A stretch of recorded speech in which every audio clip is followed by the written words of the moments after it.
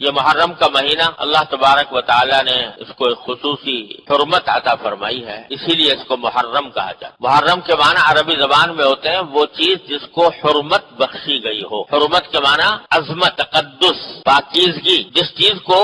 حرمت بخشی گئی ہو اس کو محرم کہتے ہیں عربی زبان۔ اور اس مہینے کو محرم اسی لیے کہا جاتا ہے کہ اللہ تبارک و تعالی نے اس کو خصوصی حرمت عطا فرمائی۔ یوں تو سارے ہی دن، سارے مہینے، سارے سال اللہ تعالی ہی کے پیدا کیے ہوئے ہیں۔ جس طرح اور دنوں میں سورج نکلتا ہے اور شام کو غروب ہو جاتا ہے، اسی طرح محرم کے مہینے میں بھی دن سورج کے نکلنے سے یا صبح صادق سے شروع ہوتا ہے اور غروب آفتاب پر ختم ہو جائے۔ لیکن اللہ تبارک و تعالی نے کسی خاص دن کو یا کسی خاص مہینے کو اپنی طرف سے ایک خصوصی تعلق عطا فرما دیا یہ میرا ہے، یعنی یہ میری عبادت اور میری حکم کی اطاعت کے لیے اس کو خصوصی حیثیت حاصل ہے، تو اس میں ایک تقدس پیدا ہو جاتا ہے۔ رمضان کا مہینہ ہے، اللہ تعالیٰ نے کہہ دیا میرا ہے، تقدس پیدا ہو گیا۔ اس کی مثال میں یہ دیا کرتا ہوں، جیسے بیت اللہ شریف ہے، وہ بھی پتھر کا بنا ہوا ہے اور عام عمارتیں بھی پتھر کی بنی ہوئی ہیں، بلکہ اگر ظاہری اعتبار سے دیکھا جائے تو بیت اللہ شریف کے عمارت میں وہ حسن، ظاہری حسن نہیں جو اور بہت سی عمارتوں کے اندر ہو، پتھر بھی اس کے پلاسٹر بھی نہیں ہے، اس کے اوپر رنگ بھی نہیں ہے، لیکن چونکہ اللہ تبارک و تعالیٰ نے فرما دیا کہ یہ میرا ہے، تو اس کے نتیجے میں وہ بیت اللہ شریف کی ایک عظمت اتنی اس درجے ہو گئی کہ ساری بڑی سے بڑی، اعلیٰ سے اعلیٰ، شاندار سے شاندار عمارتیں اس کے آگے ہیچ ہے۔ جتنی کشش اللہ تعالیٰ نے اس کے اندر پیدا کر دی ہے ویسی کسی بڑی سے بڑی عمارت میں نہیں ہو سکتی۔ تو یہی معاملہ دنوں اور مہینوں اور ہفتوں کا ہے کہ اللہ تبارک و تعالیٰ جس کسی دن کو اپنی طرف منسوب فرما دیتے ہیں تو اس کی وجہ سے اس میں شرف پیدا ہو جاتا ہے، اس میں عظمت آ جاتی ہے، اس میں حرمت پیدا ہو جاتی ہے۔ یہ محرم کو بھی اللہ تبارک و تعالیٰ نے ایسا ہی مہینہ قرار دیا۔ اور یہ بات کہ محرم کا مہینہ خصوصی حرمت رکھتا ہے یہ کوئی نئی بات نہیں، نبی کریم صلی اللہ علیہ وسلم کی دنیا میں تشریف آوری سے بہت پہلے سے اس مہینے کو حرمت والا مہینہ کہا جاتا تھا، کیونکہ اللہ تعالیٰ کا حکم تھا تو جتنے انبیاء کرام علیہ السلام آئے وہ بھی اس کی عظمت اور حرمت کے قائل تھے۔ بعض لوگوں میں یہ بات مشہور ہو گئی ہے کہ عاشورہ یا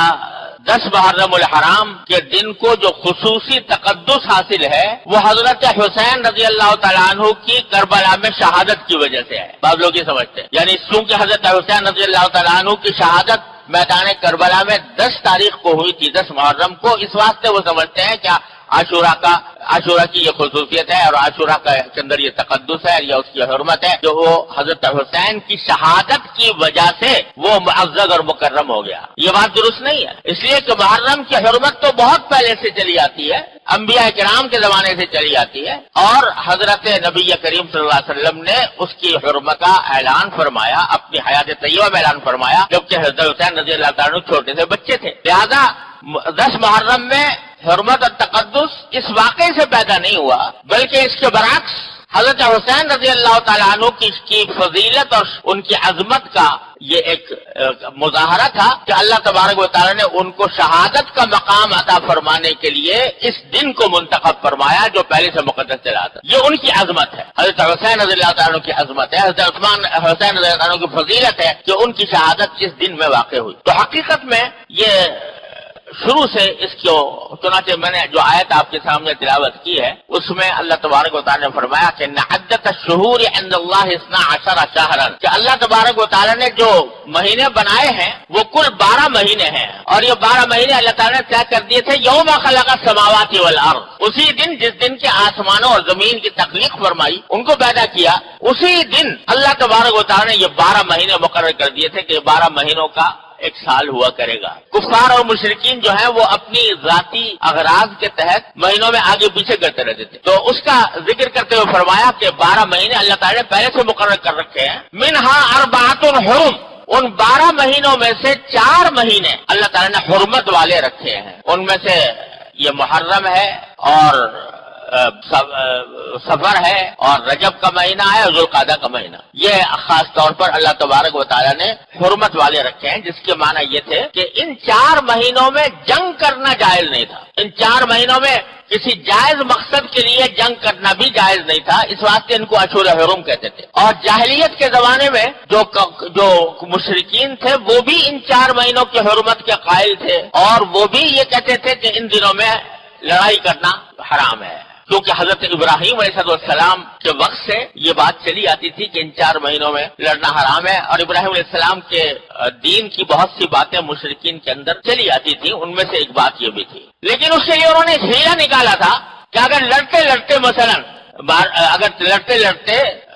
چاند طلوع ہو گیا محرم کا مثال کے طور پر، تو وہ یہ کہتے تھے کہ بھائی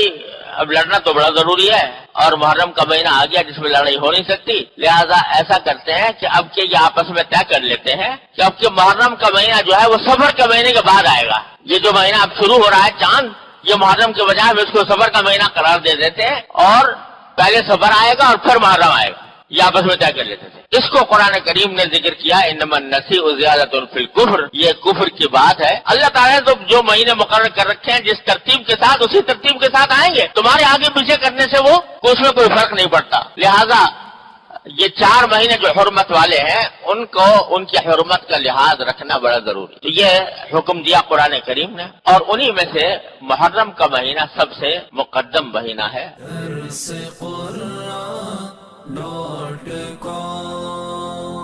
www.darsequran.com